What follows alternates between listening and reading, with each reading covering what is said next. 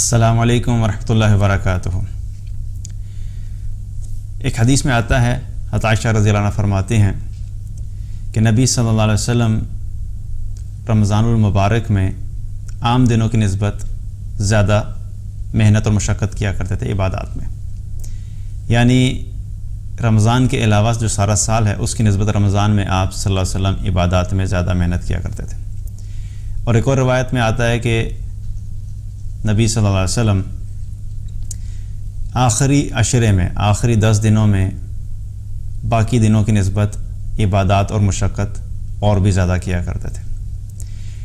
تو رمضان کا جو آخری عشرہ آ رہا ہے، اس میں ہمیں کیا پتہ لگتا ہے کہ ہمیں بھی اپنی عبادات کو باقی رمضان جیسا بھی گزرا اس کی نسبت ہمیں ان آخری 10 دنوں میں عبادات کو مزید بڑھا دینا ہے، کیونکہ نبی صلی اللہ علیہ وسلم کا بھی یہی طریقہ تھا اور ہمیں بھی اس چیز کو فالو کرنا چاہیے۔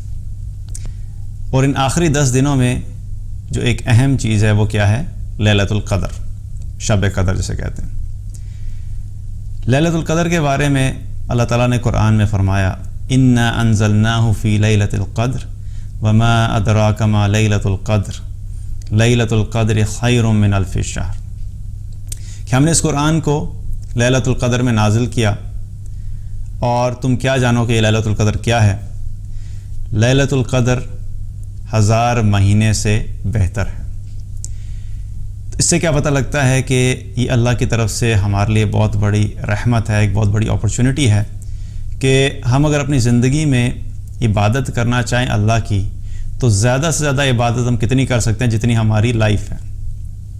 اور ہماری زندگی، ہمیں سے بہت ساروں کی زندگی کتنی ہوتی ہے؟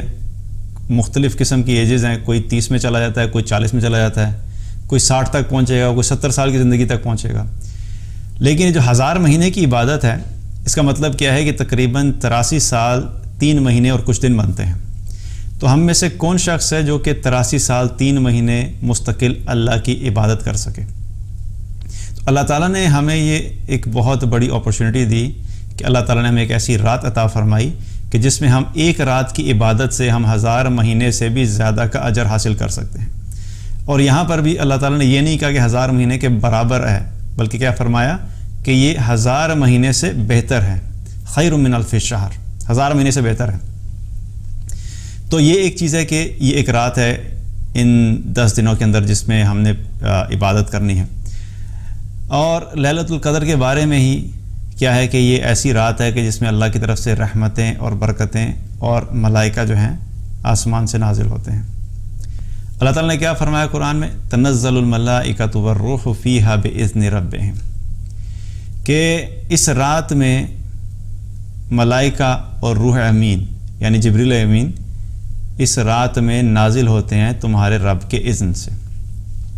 تو یہ وہ رات ہے کہ جس میں اللہ سبحانہ تعالیٰ کی طرف سے ملائکہ جو فرشتے ہیں وہ زمین پر آتے ہیں اور جبریل امین بھی ان کے ساتھ ہوتے ہیں۔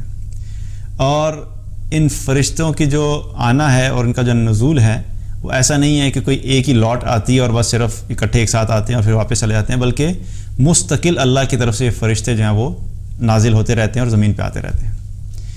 اور ان فرشتوں کی جو تعداد ہے، یہ کتنی تعداد میں ہوتے ہیں، اس کے بارے میں مسند احمد کی ایک حدیث ہے جس میں آپ صلی اللہ علیہ وسلم نے فرمایا، اکثر من عدد الحصا، کہ ان کی تعداد کنکریوں سے بھی زیادہ ہوتی ہے، یعنی زمین پہ جتنی کنکریاں ہیں ان کنکریوں سے بھی زیادہ ان فرشتوں کی تعداد ہوتی ہے۔ تو اس تعداد میں فرشتے اللہ کی طرف سے آسمان سے زمین پر آتے ہیں۔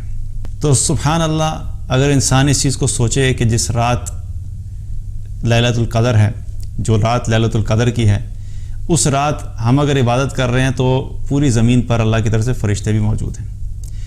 اور اسی رات کے بارے میں آپ صلی اللہ علیہ وسلم نے ایک حدیث میں فرمایا کہ رمضان کے مہینے میں ایک رات ہے جو لیلۃ القدر ہے، جس شخص نے اس رات کو پا لیا تو اس نے بہت بڑی بھلائی کو پا لیا، اور جو شخص بھی اس رات سے محروم ہوا تو وہ کل خیر سے محروم ہو گیا، اور اس رات سے محروم صرف اور صرف بد نصیب ہی ہو سکتا ہے۔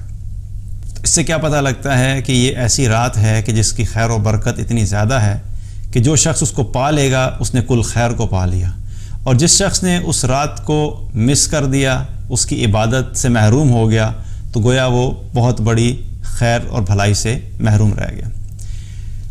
اور اس رات کے بارے میں اب کیسے پتہ لگے گا کہ یہ رات ہے کب؟ اس کے بارے میں بھی نبی صلی اللہ علیہ وسلم نے مختلف احادیث میں ہمیں بتایا کہ اس رات کو کیسے تلاش کرنا ہے اور کہاں تلاش کرنا ہے۔ بخاری اور مسلم کی ایک روایت ہے جس میں نبی صلی اللہ علیہ وسلم نے فرمایا کہ شب قدر کو رمضان کی آخری 10 راتوں میں تلاش کرو۔ اور ایک اور روایت میں آتا ہے آپ صلی اللہ علیہ وسلم نے فرمایا کہ شب قدر کو رمضان کے آخری 10 راتوں کی تاک راتوں میں تلاش کرو۔ تو اس سے کیا پتہ لگتا ہے کہ یہ رات جو ہے آخری عشرے کی تاک راتوں میں سے کوئی ایک رات ہے، یعنی 21ویں کی رات یا 23ویں کی رات یا 25ویں کی رات یا 27ویں کی رات یا 29ویں کی رات، ان 5 راتوں میں سے کوئی ایک رات ہوتی ہے جو کہ شب قدر ہوتی ہے۔ اور اکثر ہمارے ہاں ایک ذہن پایا جاتا ہے اور ہم لوگ سمجھتے ہیں کہ یہ 27ویں کی رات ہے، حالانکہ 27ویں کی رات کے بارے میں کوئی فکس نہیں ہے۔ اسی لیے آپ صلی اللہ علیہ وسلم نے کیا بتایا کہ اس کو آخری عشرے کی تاک راتوں میں ڈھونڈو۔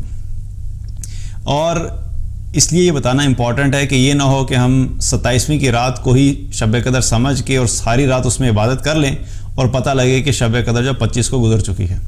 اس لیے ہمیں ساری تاک راتوں میں کیا کرنا ہے؟ عبادت کرنی ہے کہ تاکہ جس رات میں بھی شب قدر ہو ہم لوگ ان لوگوں میں شامل ہوں کہ جو اس کی خیر و برکت کو حاصل کریں اور ہمارے نامہ اعمال میں 1000 مہینے سے زیادہ کی عبادت لکھی جائے۔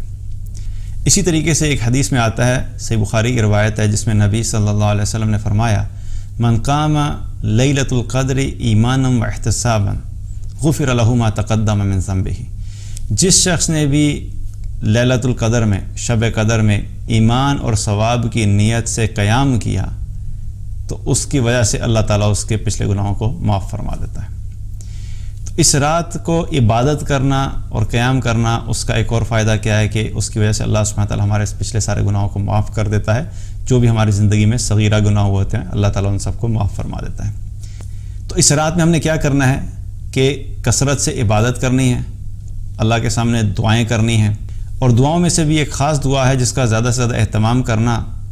حضرت عائشہ رضی اللہ عنہا فرماتی ہیں کہ میں نے نبی صلی اللہ علیہ وسلم سے پوچھا کہ اگر میں لیلۃ القدر کو پا لوں تو میں اس رات میں کیا دعا مانگوں؟ تو آپ صلی اللہ علیہ وسلم نے فرمایا کہ عائشہ اگر تم لیلۃ القدر کو پا لو تو تم یہ کلمات ادا کرو، یہ دعا مانگو، اللہم انک عفو تحب العفو فاعف عنی، یا اللہ تو بہت معاف کرنے والا ہے اور معاف کرنے کو پسند فرماتا ہے، بس تو مجھے بھی معاف فرما دے۔ تو یہ دعا ہے جس کو کثرت سے پڑھنا، اور اس کے ساتھ ساتھ اور بھی جو مغفرت کی دعائیں ہیں ان کا بھی اہتمام کرنا، رات کو قیام میں گزارنا، نوافل کا اہتمام کرنا، ذکر کا اہتمام کرنا، قرآن کی تلاوت کرنا، ان سب چیزوں پہ زیادہ زیادہ فوکس کرنا ہے۔ اور اس رات میں ایک بہت اہم چیز جو ہم نے کرنی ہے وہ کیا ہے کہ اپنے آپ کو ٹی وی سے دور رکھنا ہے، یا ایون اپنے سیل فون سے یا جو بھی آپ سوشل میڈیا کو یوز کرتے ہیں اس سے اپنے آپ کو دور رکھیے، کیونکہ یہ رات عبادت کی رات ہے۔ یہ بیٹھ کے ٹی وی کے اوپر بیانات سننا یا جو مختلف قسم کی محفلیں چل رہی ہوتی ہیں ان کے سامنے بیٹھ کے اس کی رات نہیں ہے۔ اصل اجر عبادت کا ہے، لیکچر سننے کا، درس سننے کا، نعتیں سننے کا، یہ سب چیزیں کرنے کے لیے پورا سال پڑا ہوا ہے، لیکن ان راتوں کو جو ہے قیمتی سمجھیے اور ان راتوں کو اس طریقے سے گزاریے جس طریقے سے نبی صلی اللہ علیہ وسلم نے گزارا، اور آپ صلی اللہ علیہ وسلم نے ان راتوں کو عبادت میں گزارا۔ تو ہمیں بھی کیا کرنا ہے؟ ان راتوں میں ٹوٹل فوکس کیا رکھنا ہے؟ عبادات کے اوپر رکھنا ہے۔ اللہ تعالیٰ سے دعا ہے کہ اللہ تعالیٰ ہم سب کو یہ مبارک رات نصیب فرمائے، اور جو بھی عبادات ہم اس میں کریں اللہ تعالیٰ اپنی بارگاہ میں ہماری عبادات کو قبول فرمائے۔ بارک اللہ علیہ ولکم۔ السلام علیکم ورحمۃ اللہ وبرکاتہ۔